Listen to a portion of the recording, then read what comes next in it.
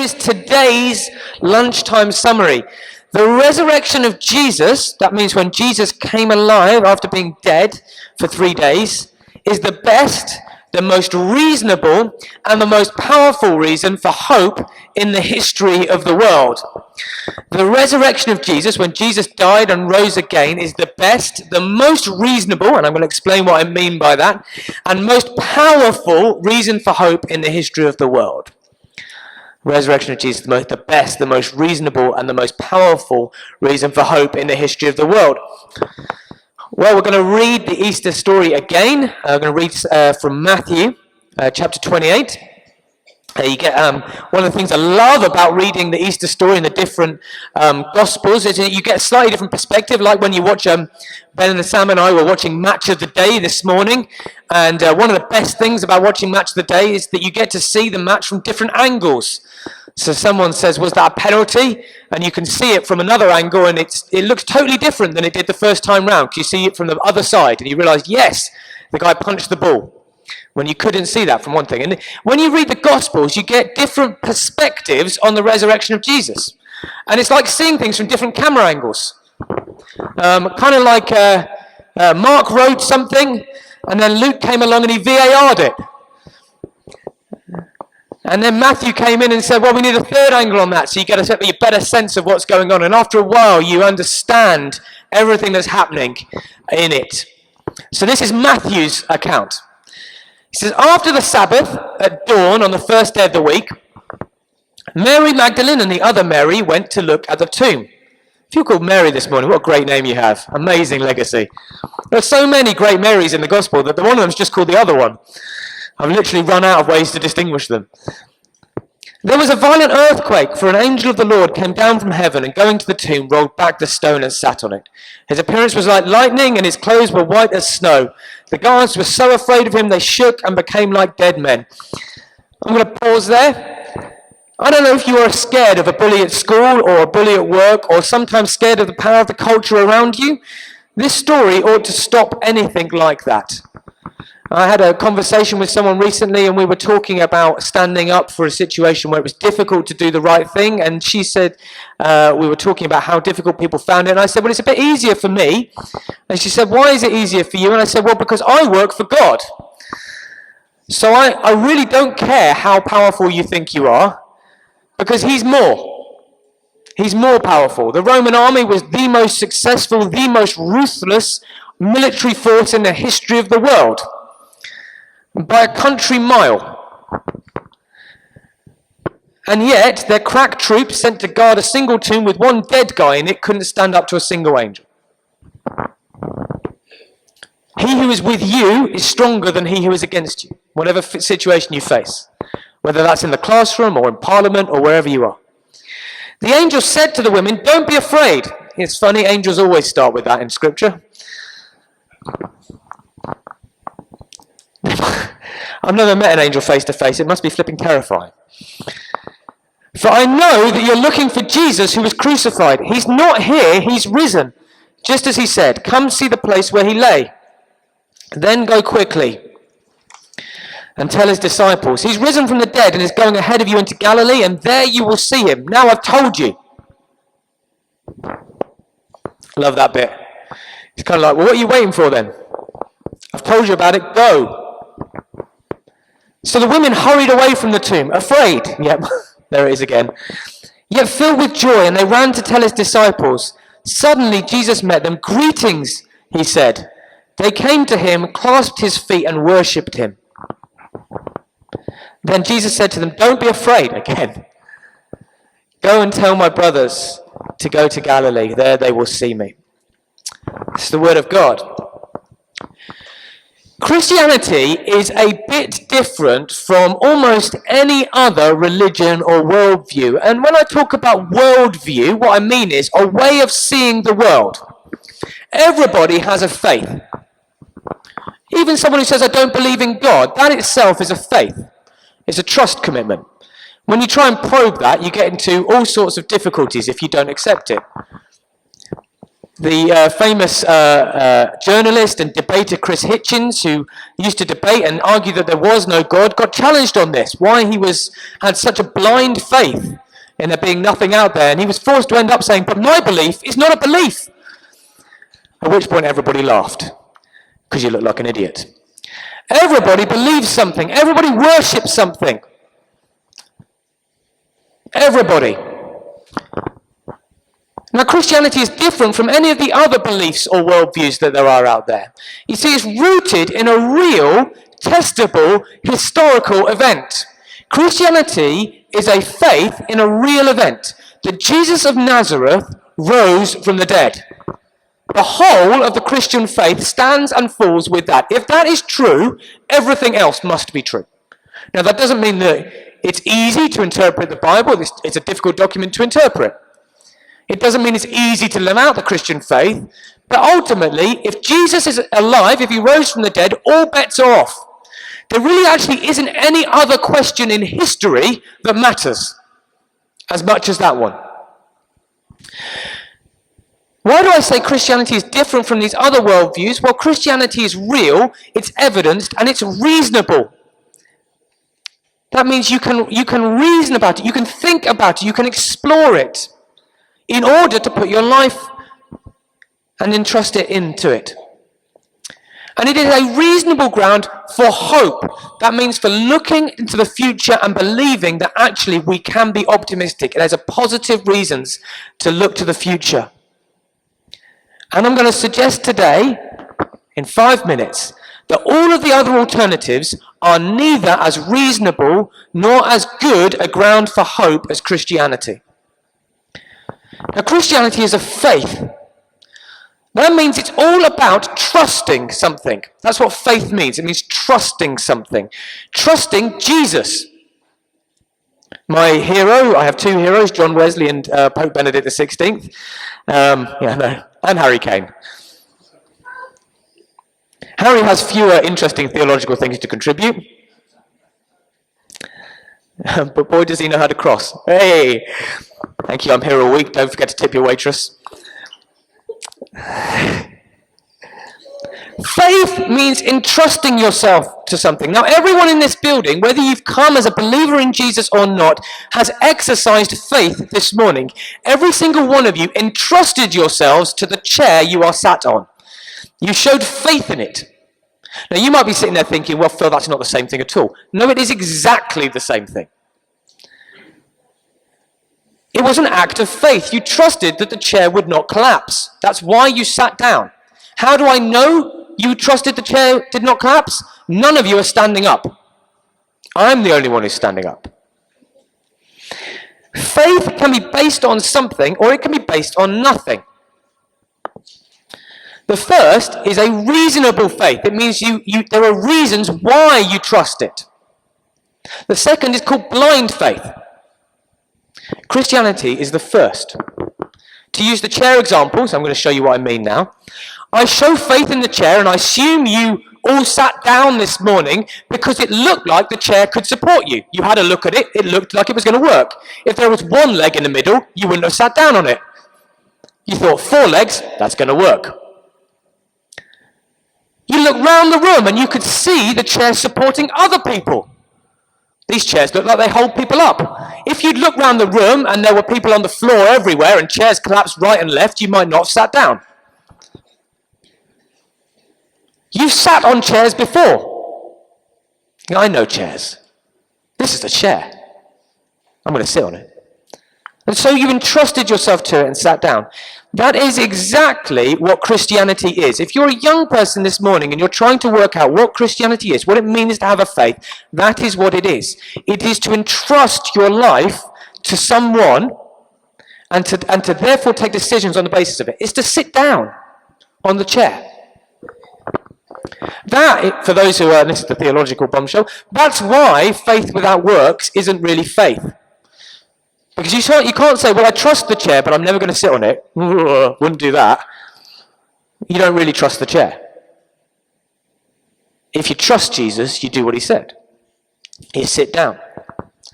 So what do we trust? What are the reasons why we can trust Christianity? Well, the resurrection of Jesus is a historical fact. It really happened. It can be examined. It is as part of human history and as true as Tottenham winning 2-1 against Brighton yesterday. Doesn't matter whether you like it or not, it happened. It's real. Now, that doesn't mean it can be proved by a science experiment. I've got news for you. Literally nothing in history can be proved by a science experiment. That is not what science tests. You don't examine history using scientific experiments. Science tests what you can do in the moment. We have to use the other tools that we have. How do I know that Tottenham beat Brighton 2-1 yesterday? Well, I look at the evidence. I look at the documents that were made at the time. There's video footage. I talk to people who were there. I've got a friend who's a season ticket holder. I can ring him up. You were at the stadium. What did you see? 2-1. Got it. I go on Twitter and I listen to the voices of all the other witnesses. And over time it builds up and it builds up and it builds up until eventually you go, yeah, I can trust that Tottenham beat Brighton 2-1. The resurrection of Jesus is a fact that can be tested and explored, and it has been. One professor of history at Oxford University described the resurrection as the best attested fact in human history. Why? Because people have spent 2,000 years trying to disprove it. Feel free to have a go. If you've come this morning and you're a skeptic, you should have a go at disproving it. I've just got to tell you, there isn't a great legacy of people doing that. Most of them seem to end up writing books about why they became Christians. You can pick up a few. There's a few here for different people who like different things. This is Who Moved the Stone. It's a little bit older. This was a scholar who set out, he worked at a university in England, set out to disprove the resurrection of Jesus, and he ended up becoming a Christian and writing one of the great apologetic books on why he became a Christian. Who Moved the Stone by Frank Morrison. You can grab that, that's at the back. Maybe you want something a little bit more up to date because you like newspapers. This guy was an investigative journalist in the late 1980s, or 1970s and 1980s. He worked in Chicago, and he pitched a story to his boss about why he was going to write an article that showed that Christianity was not true. So he set out to investigate it like he'd investigate any other news story. And he ended up becoming an investigative journalist who believed in Jesus and went to work for a church. It's called The Case for Christ. You can watch that. There's actually a movie of that. That's really good.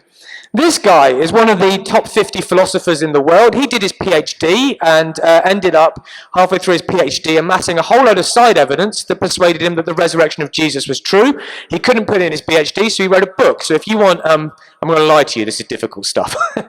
If you want to read postgrad level philosophical reasons why the resurrection of Jesus is true, this is The Sun Rises by William Lane Craig. Or maybe you like police dramas. I love a good police drama. Who doesn't love a good police drama? What's our favourite show at the moment, boys? Death in Paradise? Maybe you like a bit of a good police drama. This guy is a cold case expert. That is, he works on solving mysteries from the past that no one else has been able to solve in America. And he's set to work exploring the resurrection of Jesus from the perspective of a detective. He was a devout atheist. And he then went and used all the tools that he had in order to explore whether or not the resurrection of Jesus was true. And blow me down, what happened? He became so convinced he thought I could get a conviction on this any day in a court of law, and he wrote a book about it, became a Christian, started preaching around the world. So that's Cold Case Christianity by J. Warner Wallace. Have a look at it. But sure, maybe you'll be the one who works out why it didn't work. Good luck with that.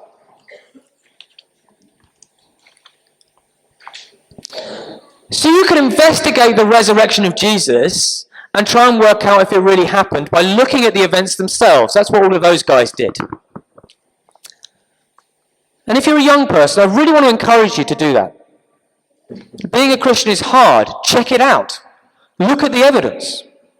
But be fair-minded when you do. And remember, you've got to reach a conclusion. He either did rise or he didn't. And the world, if you go to conclude he did rise, is radically different from if he didn't. If he didn't rise, then I don't know why you have any reason to believe that their future is a hopeful or bright place. If he did, everything changes. There's a second stream of evidence. Not only can we investigate the fact of the resurrection, we can see its effects. This is a bit like looking at a pond, and you see ripples spreading across the pond from a point. What do you conclude? Someone's thrown in a stone. You see the effects of something, and therefore you know what happened.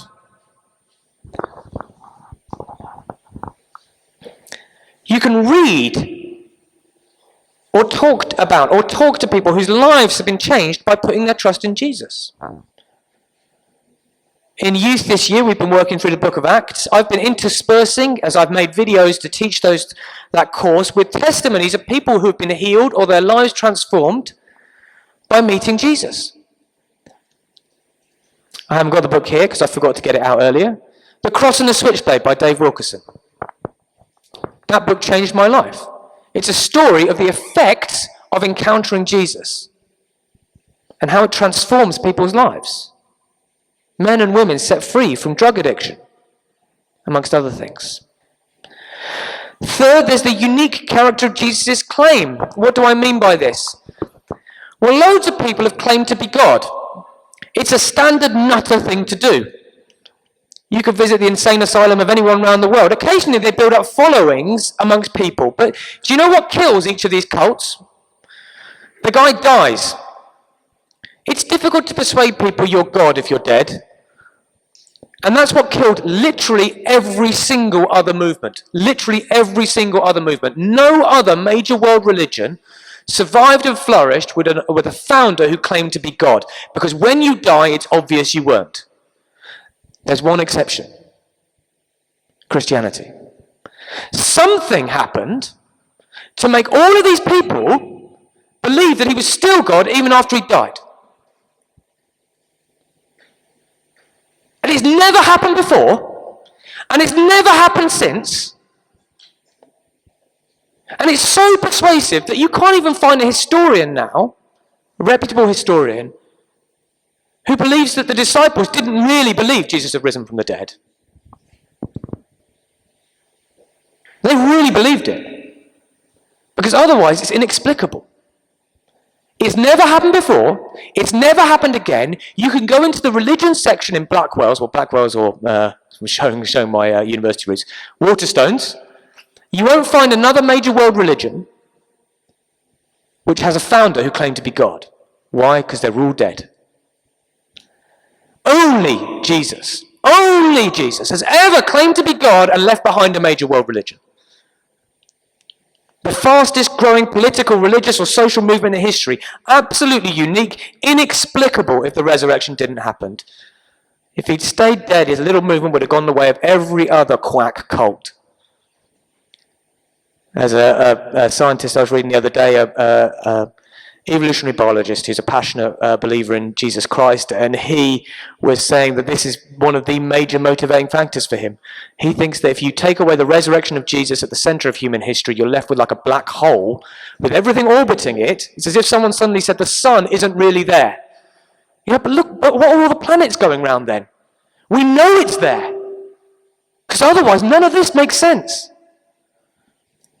Instead, the opposite happened. Shortly after Jesus' resurrection, he founded a movement that changed the world, despite having no military power, no political power, no money, all of its founders being crucified or killed or imprisoned for their faith, with nothing to show for it, and no message for the world except Jesus crucified and risen. It became the faith of 2 billion people. The rise of Christianity, its effects in the world, and the way lives have been transformed through it are all compelling evidence of the truthfulness of the resurrection. Christ is risen. He's risen indeed. Finally, there is the fact that when we accept Christianity as true, everything else makes more sense. It explains the existence of the universe. This is another favourite moment of mine from a debate between William Lane Craig and an atheist cosmologist who said, no, the universe created itself, at which point Craig just stood there. And the audience waited and thought, hang on a minute. And Craig says, sorry, at some point someone's got to say the emperor's got no clothes. That doesn't make any sense.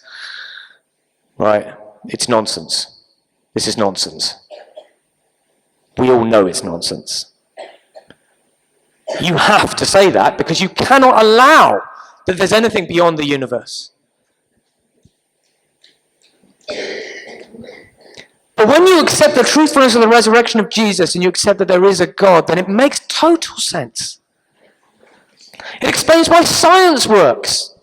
Here's the flip, reverse it. There are people in the world who exercise blind faith. They are people who trust in science without any reason to do so. Right? At the heart of the modern scientific enterprise is faith. There is a faith that the universe is reasonable, that it can be tested, that there are laws that can be relied upon, that it will act the same way every time, that it seems to have been set out by a mind. That's why Christianity and Judaism were the ground that science grew in, the modern scientific movement. It is a straightforward fact that without Christianity and Judaism, there is no contemporary science. It all came from that. All of it. That's not me saying that. That's historian after historian after historian. And if you take away God, you're left saying, well, I know that there are all these laws, but there's no lawgiver. I know there are all these rules, but there's no one who set them aside. I know that maths works completely precisely and regularly all the time, but it's just a fluke. It's fluke after fluke after fluke after fluke after fluke after fluke after fluke. My friends, at some point someone has to say the emperor has no clothes. But if you accept the resurrection of Jesus Christ from the dead, and you accept there is a God and a mind behind the universe, it all makes sense. It's like looking at the Tottenham-Brighton game yesterday and seeing Harry Kane's wonderful drive into the top corner and saying, no one kicked that ball. It just flew there on its own. My friends, this is nonsense. It's blind faith and we should reject it. We don't follow a blind, ridiculous, unreasoned faith. We follow the resurrection of Jesus, which makes sense of this. If the ball flies into the top corner, someone kicked it. It explains why music communicates meaning to us, why you can listen to Mozart's symphonies and his requiem and feel moved inside your heart and know mourning and joy. Because there's an echo of the divine speaking to you. It explains why people are not like rocks or plants. They have rights and dignity. We all know this to be true, don't we? We all know that human beings are not like footballs, that if you kick a child, it's bad, and if you kick a football, it's good. Why? After all, if there is no God, they're just both atoms that casually and meaninglessly float around the cosmos with no purpose or dignity to themselves. My friends, the emperor has no clothes. It's nonsense. But if Jesus Christ is really the Son of God, if God really loves us, if he really cares for us, if he really created us and redeemed us, if he really rose from the dead for us, then of course the child matters. She's made in the image of God. And so are you. It explains our deep sense of regret when we do wrong and a longing for the world in which it's put right. It explains our deep hope for a future in which things are getting better. I want to be as clear as I can about this. Without God, and I would say without the resurrection of Jesus Christ, there is no reason to hope in the future. There is no reason to believe in progress. If you've come this morning and you're politically left-wing, wonderful, welcome, I love you. I'm sometimes politically left-wing myself. Wonderful. If you believe the world is getting steadily better for no reason at all, made up purely of atoms bouncing off one another, then you are barking mad. We believe that the world is going to be redeemed by God, that it's loved, that love is a real thing. That hope is a real thing because a man came who was God, who died and who rose again for us. We believe in hope because death is not the end. Because someone's been through it and come back. We believe in love because someone came to us and said, I am God and I love you so much I will die for you. That's how we know what love is. We believe that life conquers death, love conquers hate, light conquers darkness because of Jesus. Without him, there's no reason to. The strongest will conquer the weakest, the rich will conquer the poorest, and the world will die a meaningless cold death. Happy Easter. Thank God it's true that Jesus rose from the dead. Christ is risen. He's risen indeed. Thank God it's true, as C.S. Lewis put it. Life, I believe in Christianity as I believe in the Son, that the Son has risen. Not only because I see it, but because I see everything else by it.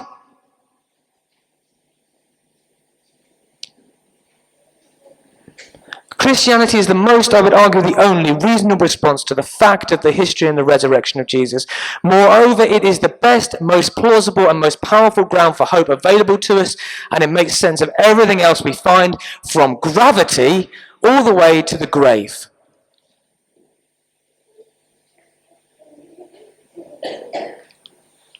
And deep down, I think we all know it. But you can spend your whole life running from it. If you've never done so, I want to invite you to entrust your life to Jesus. I've said all the reasons why the chair will bear your weight, but only you can sit down. You can make a start with that today, whether you are 8 or 80, by praying and saying, Lord, I'm sorry for the things I've done in the past when I ignored you. I want to entrust you and ask you to lead my life. I want to trust you and ask you to lead my life. And then get baptized. And the reality of his resurrection will become relevant to you. If you have entrusted your life to Jesus, there is an awful lot of reasons to despair in the world at the moment. I want to invite you to say no to all of them and to rejoice. To pray every day, Lord, the world might be rubbish, but Jesus is alive, and I want to thank you and rejoice. The resurrection of Jesus is the best, the most reasonable, and the most powerful reason for hope in the history of the world. Happy Easter.